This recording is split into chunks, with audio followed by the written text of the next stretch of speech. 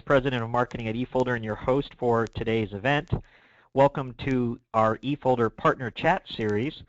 This webinar series brings together leading eFolder partners for business-oriented discussions. Today's topic is making the transition from break-fix to managed services. Today we are joined by Bill Blum, President and owner of Alpine Business Systems in New Jersey. Before we go through the agenda, let's cover a few housekeeping items. Today's session is being recorded. The recorded version of the webinar will be made available on eFolder's YouTube channel. We will also make copies of the slides available to those who registered for the event. With over 215 people registered for today's session, we have put all participants in listen-only mode. You can enjoy the audio portion of today's event by either streaming it on your computer or by dialing in over the phone. Questions are strongly encouraged throughout. We have planned a special Q&A section at the end of today's discussion, but you may submit your questions as we go along, and we will try to address your questions on the fly. Today's presentation follows a logical flow.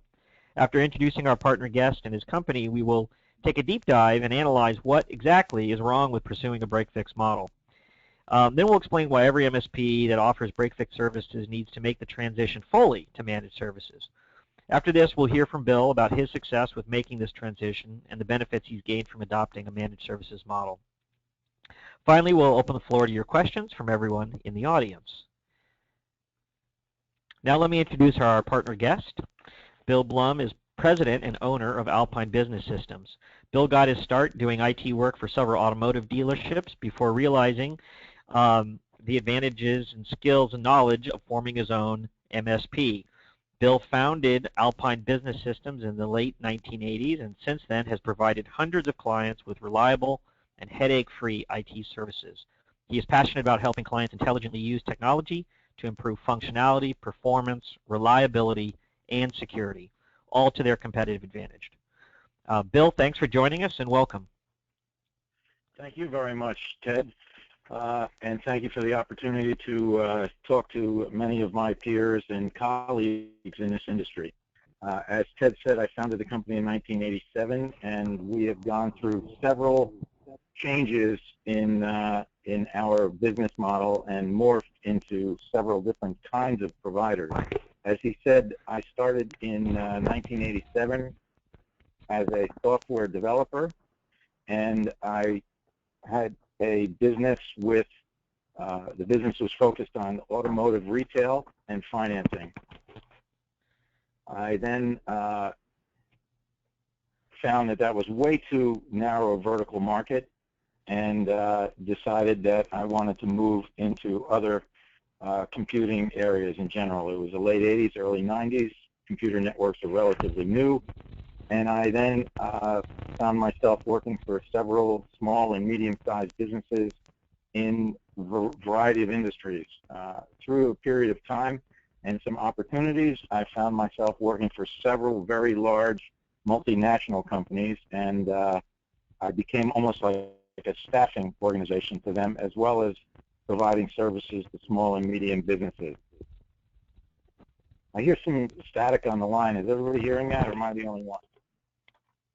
It sounds pretty good. So okay. yeah, you sound good. You sound good. Okay. I then found myself working for some very large multinational firms, and found that was not where I wanted to be either, because I found about 85% of my business was tied up in 3 large organizations. We're doing a lot of incredible work for them. We brought the first Microsoft network to the AT&T headquarters. We were doing webcasting. We did the first webcast with the U.S. President for AT&T at the World Trade Center with Jesse Jackson. We set up webcasting video studios. We set up networks.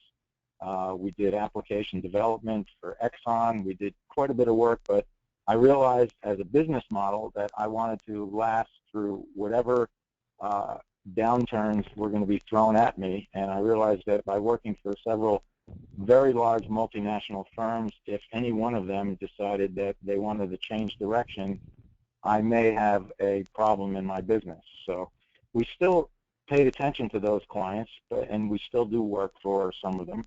But around the year 2000, I decided it was a good idea to focus on the small and medium market, and we could make a big impact there, and we could by diversifying our client base, we could weather any downturn in any industry. So I began focusing on small and medium businesses in around the year 2000, and through some other recurring revenue models that I had, we were also selling internet access, frame relay circuits, MPLS circuits as a reseller, and we had a steady recurring revenue model there, which helped us get through the economic downturn of 2001. So around 2001, I listened to my clients, and I began implementing a managed services model, a fixed fee model. And we've been following that for the past 15 years, and it's been very successful since. As I said, we still do work for some of those large multinationals, but our focus now is entirely on providing comprehensive IT management services for small and medium businesses in and around Central Jersey. And we do have clients out of state, but the headquarters is usually here in the Central New Jersey area. Okay, well, great, Bill. Great introduction to Alpine Business Systems, and we'll get into the details of the transition and what you've learned over the years in a moment. I think what would be good is just to give. I'd like to just give a couple comments just for some additional perspective. I mean, I'll start out by saying that one thing that I firmly believe is that there's no one best business model. I mean, today we're talking about making the transition from a break-fix model or a project-based, primarily a project-based income stream, to a managed services model, primarily because that's the transition that most IT service companies are making and have been making. Because it's somewhat inexorable. I mean, clients in many cases want an all-in solution. They want one throat to choke. They want to pay for a value over time. They also don't like the lumpiness necessarily of big projects and the CapEx and big bills that come with that. But, I think as people like Paul Dipple are pretty effective at reminding everybody, you can run different kinds of IT services businesses. You can have product-based businesses. You can do projects still today. You can take a more consultative approach. You can still do break-fix, but you just have to be very intentional about what you're doing. But some of the challenges, just to kind of set up the conversation a little bit with a break-fix model, is that you can be a pretty inconsistent revenue stream. You don't want something that's overly lumpy. You don't want the risks that come when there is an economic downturn, like you mentioned, and where there's a revenue cliff. Those sorts of situations are very stressful and damaging to a business. The second big area that in a break-fix model is tech utilization and just kind of utilization of your labor pool and your staff. And if you have an unpredictable workload, you can get very busy at times and you need to staff up, or your people are having to work crazy hours, and then of course when the projects get completed, you can have huge lulls in productivity. And then lastly, something that's project-based is not necessarily as sticky as a recurring relationship. So those are just some thoughts. I think this is not news to anybody, in general, but, the reasons for a managed services model is the predictability of the income stream. It's wonderful to roll into a new month and know that, X, tens of thousands or hundreds of thousands of dollars will be invoiced promptly on the first day of the month, and in many cases collected via ACH or credit card or what have you, and be automatically swept into your accounts, and you have that certainty of that income stream. And then, of course, the retention of clients. If you're doing a good job of providing a fully managed service, retention of those relationships should be higher. And then the managed services model, I think, lends itself very well to seamless addition of additional services and capabilities over time. You have to be smart about how you quote. You don't want to be adding more value but not raising the bill. You have to find ways to if there's functional, improvements to what you're delivering, to charge for that. You've got to be very consistent about raising prices, in my opinion, at renewal times, at certain renewal cycles, so that you're keeping up with inflation, in your own labor costs, and capturing more revenue if you're doing more interesting things for the clients. And I think that's a key thing, is that, just in my opinion, MSPs, you have to be staying one step ahead of the requirements of clients in terms of how computing changes, things like mobile, things like cloud. All of these megatrends really transform how businesses compute and how their people are productive and how they collaborate. But the managed services model, in many cases means that you're a trusted advisor and you are in the catbird seat or pole position to go in and roll out new services to clients. So those are just some kind of thoughts about that the eFolder team has, just as a preamble. But let's talk, Bill, about your experience in a little greater detail. Kind of winding the clock a little bit back, but can you talk about some of those years when you were dealing with more of a project-based kind of income stream, some of the stressors that you went through there? Sure. Ted, what I'd like you to do is go back to that previous slide number 8, if you could. Yep, sure. Because what I'd like to expand upon, and this is something that I believe deeply, and this is how I manage my business, and everybody in my company believes this as well. One of the problems in any industry is that we always look at it from our perspective, okay? And it's very natural to do, and it doesn't matter who you are, but that's the way it is. Telecom has this concept of the last mile. Well, as a consumer of telecom services and internet services, that's the first mile for me. It's not the last mile. Okay? So if we look at this slide here and we use it from our perspective, which is exactly what Ted did, and it's very logical to do that, but let's look at it from the client's perspective as well. The client gets greater predictability. The client our agenda and the client's agenda is entirely aligned. So not only do we have greater predictability, but the client has greater predictability in terms of their cost structure and no surprises.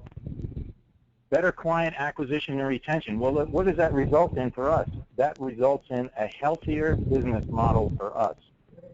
In doing so, what does the client get out of that? The client gets an assurance that we're going to be in business years from now.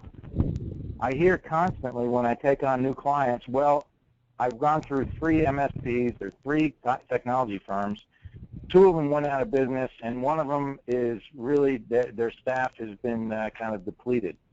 So when you have greater predictability, okay, the client has more predictability as well, and they get a better relationship because you have the option, you have the potential of being a stronger, healthier business. The client also gets a diversity of services offered. You have the ability to know that client a lot better and be able to offer those kinds of services which they don't even know what they need. And you're able to then pull those out and act, as Ted said, as the trusted advisor. So the important thing about a managed services model is that our agenda as a service provider and their agenda as a client are entirely aligned. Great comments, great insights.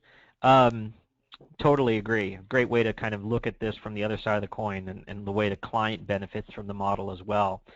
The transition is not always easy, though. A lot of I mean, we talked to tons and tons of partners, and a lot of people have had trouble making the transition. Can you talk about what went well with your transition? How long did it take? Were there speed bumps or challenges along the way?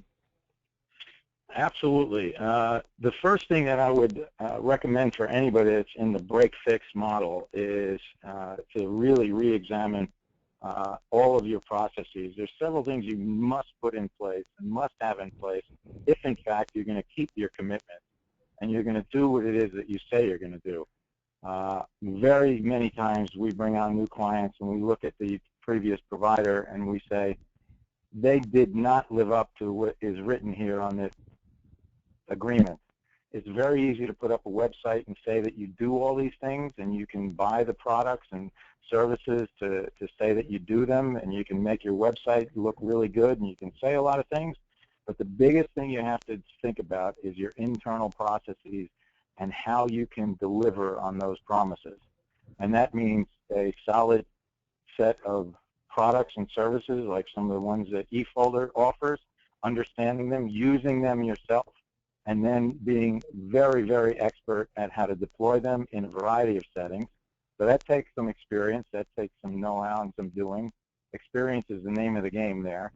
But you also need to have internal processes for support, for trouble ticketing, for managing those trouble tickets, communications with your people. All of those kinds of things need to be in place. And more importantly, what I found early on was that when I transitioned to this break fix, from a break fix to the managed services model, I had an incredibly talented team of individuals, okay? And they were world class as far as I was concerned, and they were. And they enjoyed remediating problems, fixing things, running in on the white horse, putting out the fire, and going away the hero, okay? The problem with that is that has nothing to do with a managed services model whatsoever. What you need to do in a managed services model is you need to predict where the failures are going to be. Number one, you need to fix whatever's wrong. You then need to put systems, processes, solutions in place that are going to prevent problems moving forward. Again, as a break-fix model, you come in with a big smile on your face, shaking the customer's hand, saying, we're happy to help you with this problem, because the problem means dollars times hours equals revenue. In a managed services model, you need to walk into the client, let him know everything you've done for them all the time to prevent any problems, and show him what you've prevented from happening, which was another thing we learned, that as we got better at managed services 10 years ago, we had to build into the model the ability to have constant, regular meetings with the client to explain the value that we did. When everything's working fine, it's invisible. You need to find ways to engage with the client, to remind them, and I'm not just talking about sending reports, I'm talking about face-to-face meetings with the clients. So putting all these systems in place, going from a reactive mode to a proactive mode, I lost 80% of the people that worked for me. They didn't like the proactive mode. They liked the reactive mode. And that's a psychological factor for certain professionals. They were great at fixing things. They weren't great at documenting everything they did, setting systems up, and thinking forward to what they could do to improve the system even more. So that's a sort of something I think that is very fundamental in not only your current staff, but in your hiring practices, to understand that you're always going to have people who are going to remediate and fix problems. But the ones who do it the best in a managed services model are very forward-thinking. And that was one of the biggest things that I had to overcome in my business. And what did you have to do to kind of battle back? I mean, hopefully that loss of people wasn't abrupt, but what changed in terms of the kinds of people you had to hire and staff up? Yeah, it was somewhat abrupt, actually, because as I changed the business model, and we became pretty successful early on with the managed services model and transitioning some clients to it, it was apparent to me that one of the most important things in a managed services model is that you document everything. We have documented about 600 or 700 data points right now that we have to document and manage in order to be able to respond quickly and make sure everything's working all the time. And if something does go down, it's all about efficiency, fixing it as quickly as possible, not only for the client. Again, their agenda is aligned with ours. The sooner we fix it, the less money it costs us. And if we can somehow document everything and prepare it for that, documentation becomes absolutely essential in the process. So if you don't have a very good system for documenting everything and actually quantifying and organizing that documentation, that's a problem. And we had a lot of people on staff who were not doing that well. I mean, we could barely get them to do their timesheets.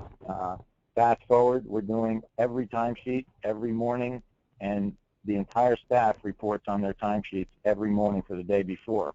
What they did is documented in our system.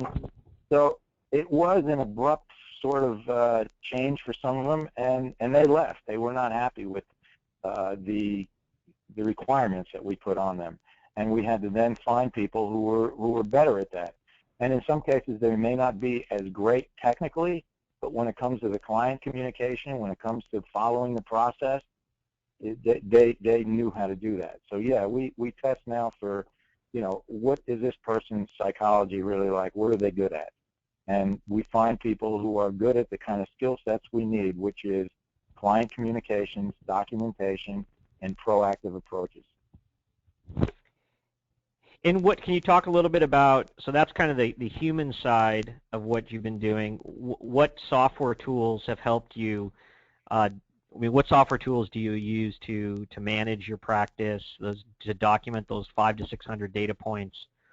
What's your kind of software stack to run the back office to make all this work together?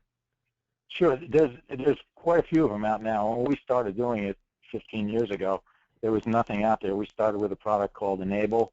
It was really the only one in the marketplace. There was a couple other ones, but they weren't geared to what we wanted. Since then, as everybody knows, there's quite a few products to do monitoring. There's still Enable, there's a SolarWinds product. We use AVG Managed Workplace now, which we transitioned to about 9 years ago. But there's also Kaseya, and there's also LabTech, and those are tools that are absolutely essential for monitoring our clients' networks. We also had our own timesheet and CRM program. We used Microsoft CRM for years. We used our own web-based time tracking system since '95, which we developed ourselves. We have since transitioned to Autotask. So we're using Autotask, but as everybody knows, there's TigerPaw, there's ConnectWise. Any of these tools, from what we can see, will do the job. You just have to make a commitment, a serious commitment, to implementing and using them to their fullest advantage. Now, in terms of documenting all of those data sets, to tell you the truth, we really haven't found a great tool for that. We do some of it with Autotask, but we have actually developed our own SharePoint implementation for tracking a lot of those things. But the first thing you really have to do is sit down with your team. If you're doing a break-fix model now, and you sit down with your team and explain all this, explain the benefits, get everybody on board. And then what we did early on, even before we went into managed services, was the old, what's called Six Sigma, the ability to quantify every step in a process, document it, and get everybody on board to doing those steps. So we put together a 57-step process for customer satisfaction that documented every step of the way from the time we engage with a prospect till the time that we move them into managed services. And that means taking the chaotic nature of their network, understanding all of those data points, putting that into a process, explaining that to the clients, and working through that process to resolve all those issues and get them on a managed services platform. We won an award from Microsoft for customer service excellence for that process. But that process started, I'd say, almost 18 years ago, and we had a staff meeting yesterday, and we're still honing that process and changing it based on the tools we use. We also use QuoteWorks for doing proposals. That's integrating into Autotask. We're using Managed Workplace, which we're integrating into Autotask. So a commitment to the tool set is essential. But at the end of the day, you really need to work on your process, your people, and the services that you offer, and be sure that you don't overextend yourself. Are there any, I mean, you know, a lot of this you've clearly pioneered yourself and learned through experience. Are there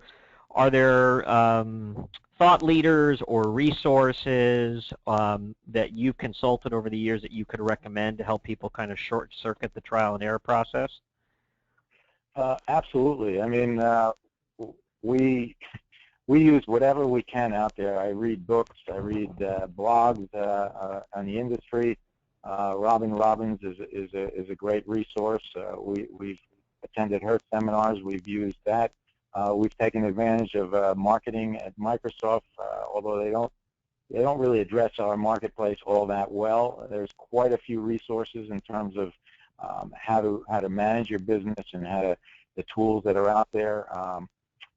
There's a gentleman named Terry Hedden that I've had the pleasure to meet and speak with, and he's got a company called Marketopia. He speaks on best practices in a managed services model. Reading business books is absolutely essential, understanding the customer, because at the end of the day, if anybody's seen Marcus Lemonis on The Profit on CNBC, he talks about three things. He talks about people, products, and process. And if you got the right people, it doesn't really matter. You can, if you find the right product and you put together the absolutely essential process for delivering that product or service with the right people, you will be successful. You miss any one of those three, and you're absolutely in trouble.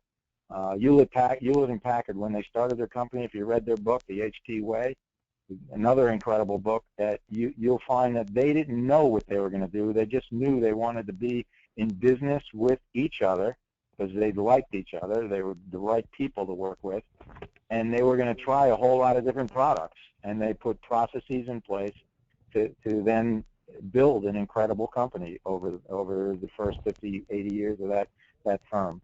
So business books are absolutely essential, I believe. Think and Grow Rich by Napoleon Hill. I mean, all of these kinds of things. But yes, open yourself up to an incredible amount of information that's out there in the marketplace around our industry.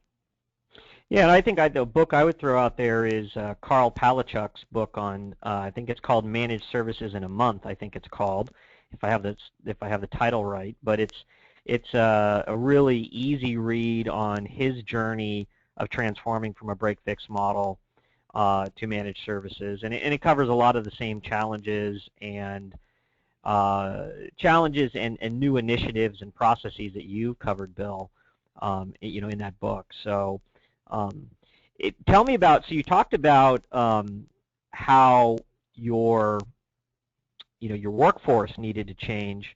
Did your clientele evolve as well? I mean, were there certain clients who just, they weren't moving with you with the new model, and how did your clientele transform over time?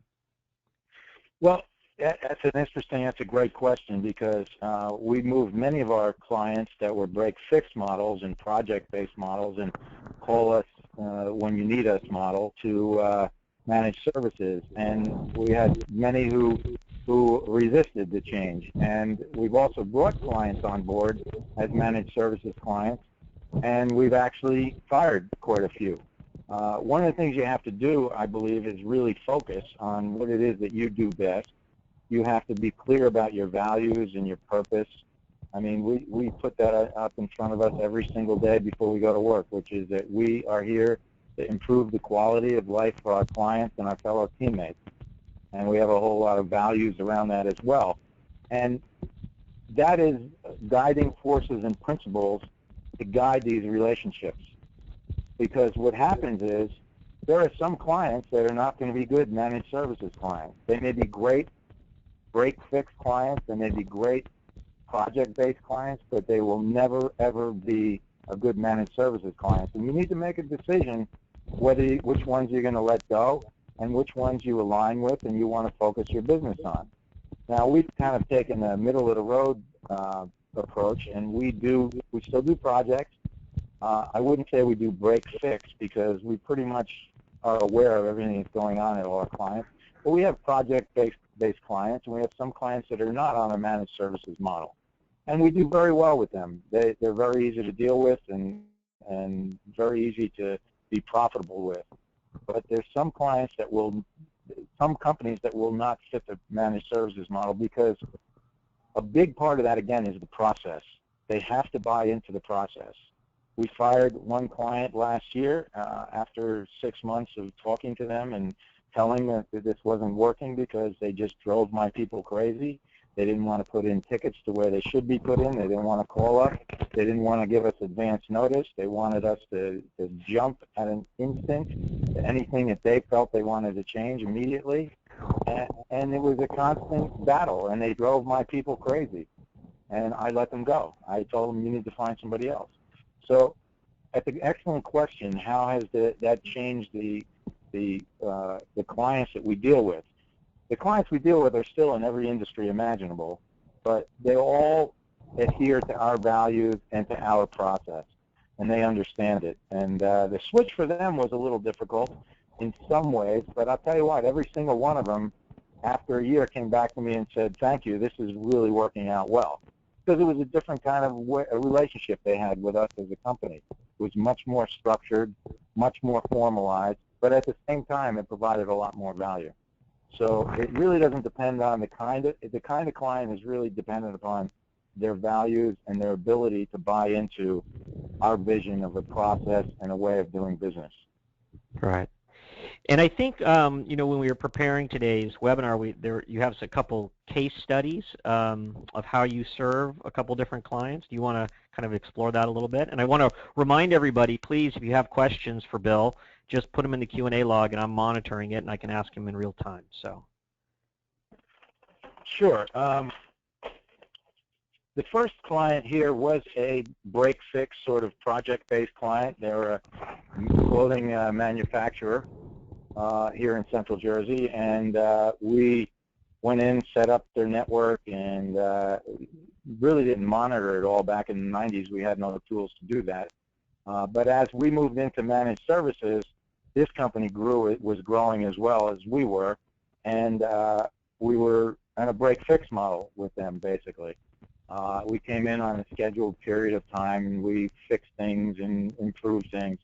But we approached them on the managed services model early on, and because they were growing and because our agendas were aligned, which was, number one, predictable cost, predictable service model, service level guarantees, the ability to handle a whole lot of things that they weren't even thinking about, and frankly, we weren't thinking about proactively, and the ability to know that we have a very solid, secure, predictable relationship allowed that company to grow over time. They're about 5 times the size they were when we started working with them, and we continue to have a lot of opportunity with them. We just implemented a phone system for them as well, and we're beginning to talk about some other cloud services which we already provide to them.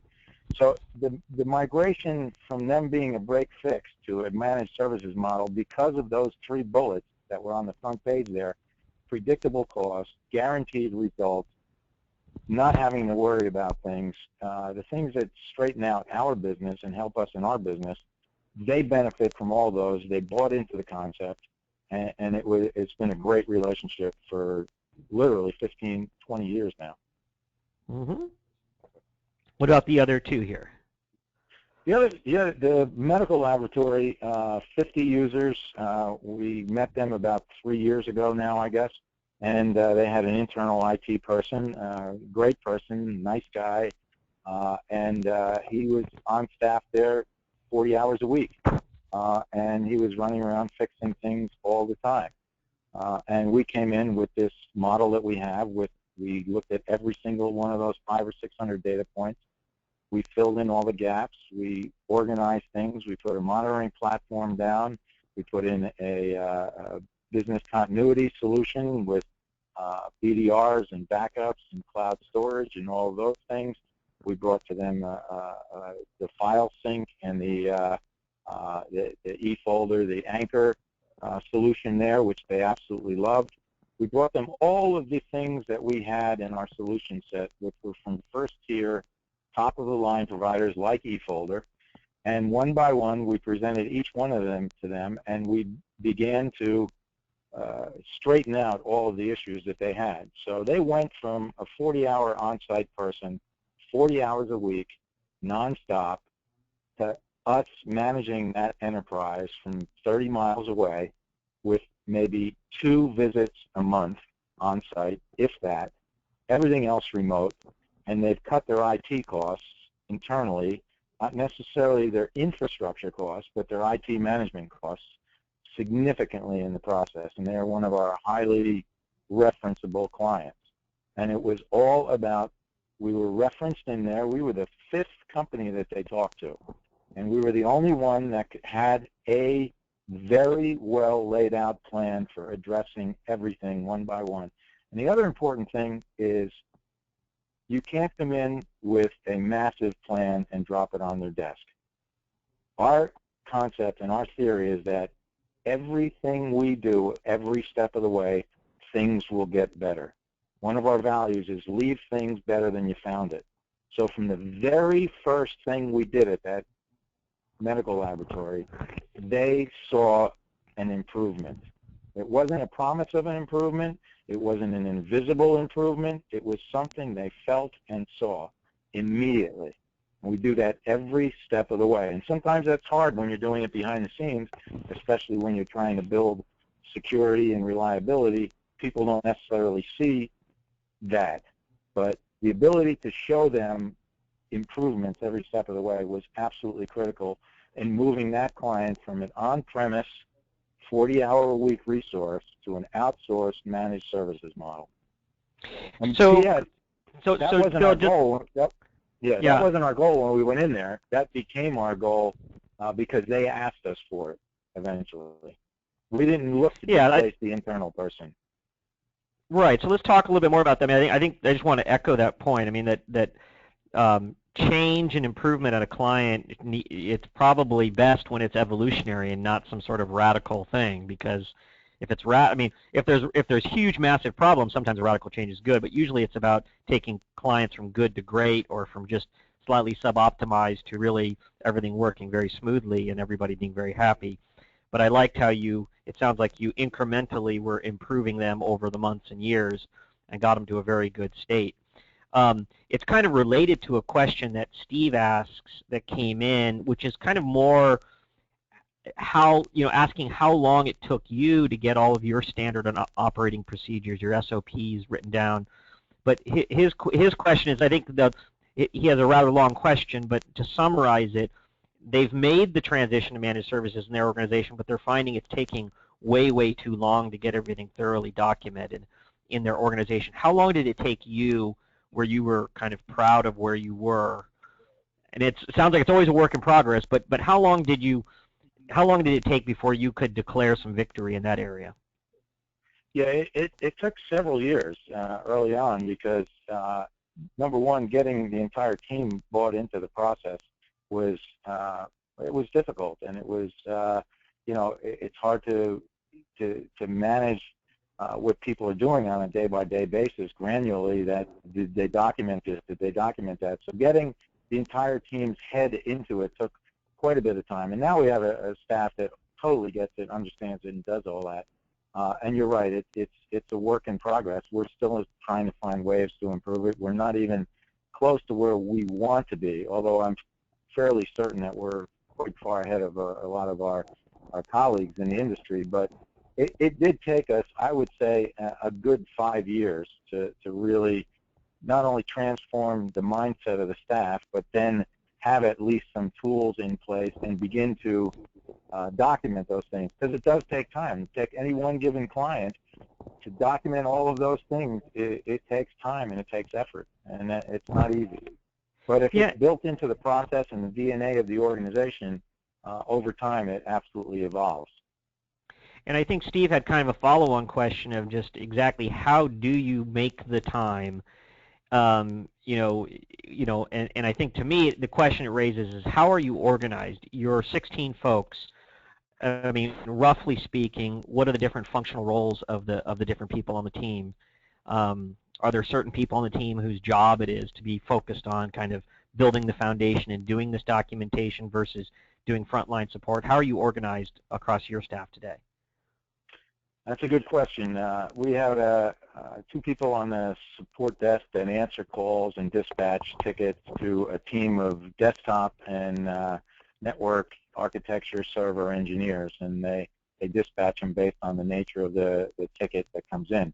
We track everything, obviously, in Autotask, and everybody has that open on their desks and phones and notebooks all day long, whether they're in the field or whether they're in the office here. But we don't have a specific team dedicated to the documentation. It is everybody's responsibility to document things, and we hold each other accountable for it. Everybody, we're all human. We all miss things from time to time, but the ability to be comfortable enough to go back to somebody and say, hey, you missed this. You worked on this the other day. I went in to take a look at it. I don't see the credentials here. I don't see the IP addresses or whatever.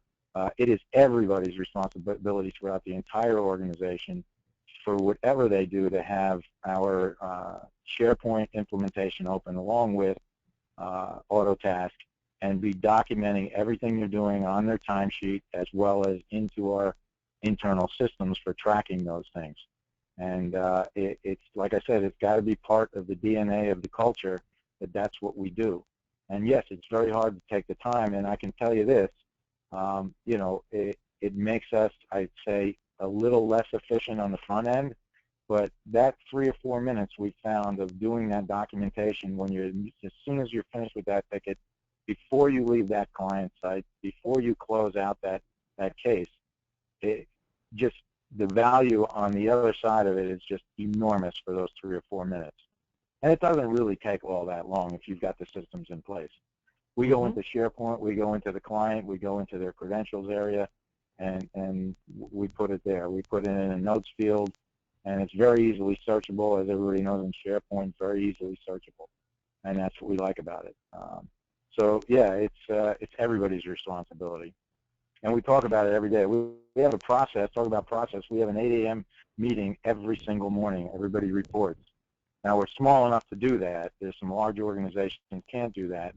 But we have anywhere from 12 to 15 people on that conference call every morning reporting in what they did the day before, talking about issues, talking about problems. That communication is absolutely essential amongst the team. And it was hard to implement that, but it is a habit of ours now. It's part of the Rockefeller habits. If everybody read that book, that's another great book. But it is absolutely essential in keeping abreast of everything that's going on and assisting each other, because this has got to be a team effort in managed services. There's no islands out there, figuring everything out on their own. We work incredibly well as a team, and we reach out to each other all day long on issues. And we all learn every day, and we all support each other every day. So it's really a culture. It's a way of doing business that has helped us to be successful. So, Bill, if we could touch on maybe the legal client situation, and then there's a whole bunch of questions that are pouring in, so I want to just transition to those, but maybe talk about the legal client case study.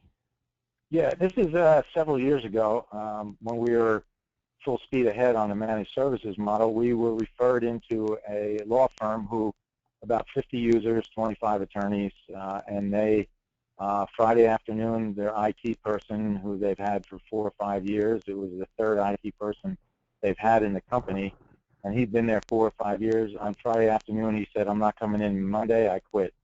And they kind of freaked out. We were referred into them through our referral partner network. We have a lot of excellent reference clients and partners.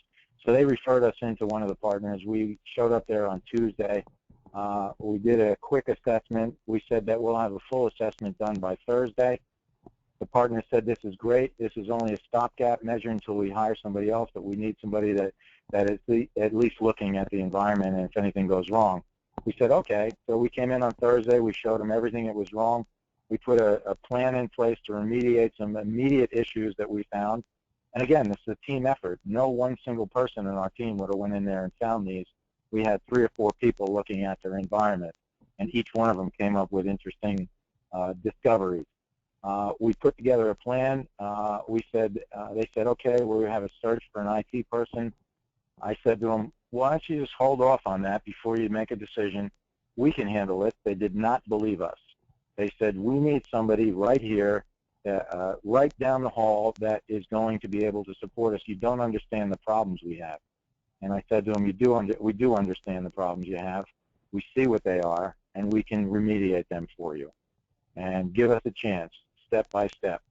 We had a meeting every day for a week, every 2 or 3 days for the next couple weeks, every week for a month, and now after 6 years, we have a meeting with them twice a year.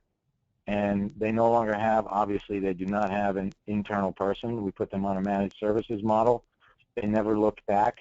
And the partner said to me, actually the office administrator said that she came out of a partners meeting, and for the first time ever, all the partners agreed on something. It was a good idea to hire us because we were able to come in and manage that environment better than any single person was able to do. And that's the real value of having what each and every one of us has. It's a team approach to IT.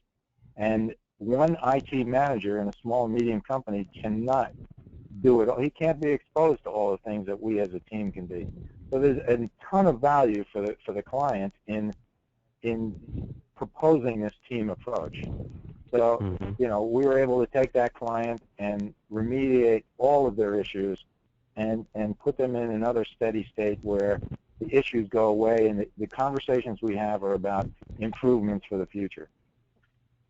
So great, Bill. That was a great, again, a story of evolution where you kind of took a client from a crisis and a massive gap and a whole bunch of stuff that needed to be fixed to a steady state and then productivity and satisfaction. We talked earlier in the conversation about how you periodically will meet with clients. What is your standard cadence to get in front of clients to do? I don't know what you guys called. Do you call them QBRs, or do you do it quarterly? Do you do it monthly? How do you drive home that value with all of the clients? That's an excellent question, and it's different for every single client. That client, we had to go in, the law firm, we had to go in every day to be in touch with them. We're onboarding another law firm right now. We're in touch with them every single day. I can see a point where we're going to be in touch with them on a monthly basis, quarterly, and then at least twice a year. I would like to meet with clients quarterly, and what I've found in the small and medium marketplace, especially when we're doing a great job for them, they're like, you know, do I really have to see it this quarter, or can we wait till next quarter? And I have to actually be insistent that we get together at least twice a year. So the cadence, I would like it to be a QBR, but clients, for the fact that they're tied up and we're doing such a good job for them, they'll pick up the phone and call me if they really need me, but I have to be incredibly proactive. I had another client I met with this morning. We had monthly meetings, then quarterly meetings, and then yearly meetings. And you know, I don't want it to go more than 6 months. And they were like, wow, I can't believe it's been 6 months already, you know. So yeah. The cadence is really dependent upon the client's needs, and what you're doing for them. Early on, the cadence is very steady, daily almost, because they have to feel cared for. They have to know the status, and that's what we do in the early stages when we manage all that chaos and get rid of it. Yeah, and I hear a lot about the struggle MSPs have with insisting that the meetings happen either quarterly or twice yearly, because when things do get good and you're well beyond crisis mode, clients think, well, I'm happy and we don't need to meet. But there's so many. I think that the danger you can fall into is kind of a false sense of complacency, that there could be stuff brewing, there could be satisfaction issues. So you have to really force it into your process from an account management perspective and just care perspective to get in front of the client, even if they feel like, well, we're so busy, we got all these other priorities, because it's just it's an important habit in the interaction, I think.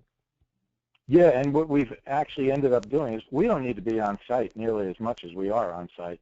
But I can tell you this, 2 years ago we moved to a model with many of our clients where we have these scheduled visits. Does it cost us money? Does it decrease our profitability? Absolutely. Do we need to be there? Absolutely not. But I can tell you this, just like you said, there's stuff that you see and you feel and you uncover when you're on site. Just the physical looking at devices, looking at what's going on in the server room, looking at a potential hazard in the physical environment. You don't get that. You can't get some of that stuff remotely. So we've actually built into our process these regular visits. Some clients, most clients it's monthly, some clients it's twice a month, and a few clients it's weekly. And again, do we need to be there? No.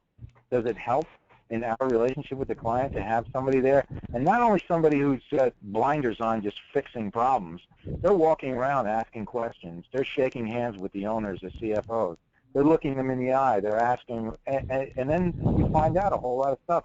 You're absolutely right. That has to be built into the model, without a doubt. And I think that kind of raises another issue that I hear about quite frequently is that on-site presence periodically. There's also a lot of frontline people you'll run into where you'll hear about stuff that maybe the business owner or the key decision maker maybe is not even privy to yet, right? It hasn't bubbled up to their level. I mean, if there's security risks or there's people running around using consumer-grade Dropbox or whatever the new security risk or data leakage risk or satisfaction problem that might be cropping up, sometimes you'll find that out from the front line first. And I'm sure that on-site process facilitates that discovery.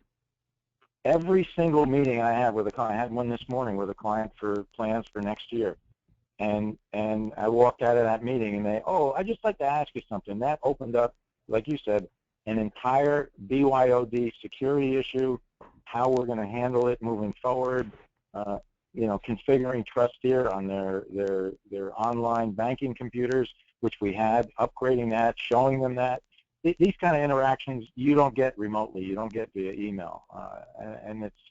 We also have the morning meeting, 8 o'clock is a conference call, but every month we get together in our conference room, the entire company, and we sit down and we talk about our values, our purpose, our clients, what it is we do, issues we have, initiatives we have, and there's an interaction that takes place internally that you can't get on a conference call, and you certainly can't get an email. Mm-hmm. Yeah, so we're coming down to just a couple minutes left here, and Bill has, and this is maybe too big of a topic for the 5 minutes we have left, but Bill wants to know what are the services you provide, and how do you go about kind of pricing things? Is it per product, per seat, per business? Just kind of a little bit more about your kind of product and packaging strategies as an MSP. That's an excellent question, and we're continuing to work on that and hone that process. There's a big initiative in our industry to go to per-user pricing because users have a laptop, they've got a tablet maybe, a cell phone, and maybe even a smartphone, and maybe even a desktop at work. So that user, are we pricing it per device? Are we pricing it per user? We spend a lot of time up front. We never, I shouldn't say never, but I think if we answer one RFP every 2 years, it's a lot because we need to get in and really understand what the client's all about. We spend an inordinate amount of time on the front-end process getting to understand the client, getting to understand their history, how much time we expect to spend, how much time has somebody before us spent, and asking all these questions. Again, we go in with an hour and a half, 2 hours worth of questions, not only how many servers you have and how many desktops, but what applications you have. We delve deeply as we can. Clients have told me that one of the reasons they went with us and they were impressed with us is because we asked more questions in the first 15 minutes than their service provider asked in 15 years or whatever. We need to know a lot about them, and only by understanding that. We have some clients that have 50 desktops that are priced exactly the same as clients that have 10 desktops. So it's not a device model. It's not a per-user model. It's a holistic, comprehensive, what do they have? Do they have a gnarly line of business app that we're going to be dragged into every other day because it's old and it's rotting? Or is it a fully cloud-based app that needs really no support? So all of those questions, we have to put all that into the hopper, and I sit down with my team, and we have some calculations, obviously, for desktop servers. But at the end of the day, we have to apply factors to that. We have to add a whole lot of other things into the mix to come up with the right price. So it's an excellent question, and there is no single formula to make it work that we've seen. And the other flip side of this is, after you got the client, you better absolutely know how much time you're spending, how much resources you're putting to bear on that client, so that if they're not profitable for you over time, you better immediately figure out what the problem is and either get rid of the client, upgrade them, or have a discussion with them that you're going to skinny down the services you're doing for them. It's not only that, it's the accounting of it after the fact and understanding that. And one thing I'll tell you, we found is that 20% of our managed services clients, we lose money on every month, but it's not the same 20%. Can't be. One client may need a whole lot of service one month. They may have had a disaster. They may have had something going on. We supported them for it, but some managed services clients we didn't make money on for 6, 8, 9 months. But I'll tell you what, that was 4 years ago, and they are showing up as a big positive on my balance sheet today. So understanding the accounting piece of this is really, really important as well if you're going to be successful over time. Okay, well that's great, and we can probably go on for hours, but I just there is one last question that Jeff asked. He just wants to know a little bit more about how you're using SharePoint in documentation. Excellent. Well, I started as an application developer, so I have application development resources, full-time employees of mine who do that. Web developers, application developers. So we do SharePoint development for our clients as well. We took SharePoint, and it took quite a bit of time, and we're not done yet either. We're never done, but we're able to create a SharePoint environment for ourselves where we track all of the credentials, all of the notes, everything on the clients. We have it well organized. And we're organizing it more as we go. We used to use Microsoft CRM for that.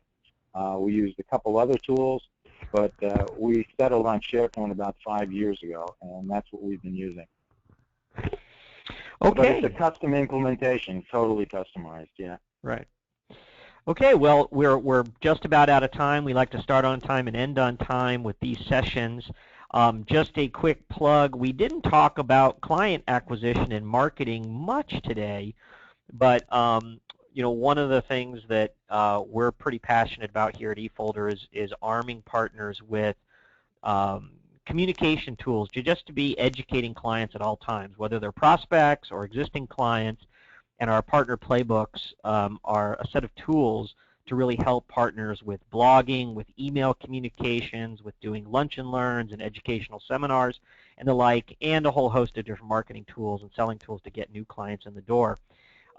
We will send out, as a bonus of attending today's webinar, we will be sending out links to everybody who registered and attended today to get a copy of one of the 4 eFolder playbooks. And then with that, let me just thank Bill Blum. Thank you very much for a very insightful conversation. Tons of great questions from our audience. Thank you very much for joining us on today's webinar. Thank you. Okay, and for everybody else, this was another eFolder Partner Chat. This is Ted Hulsy with eFolder signing off. Have a great day, everybody. Take care now.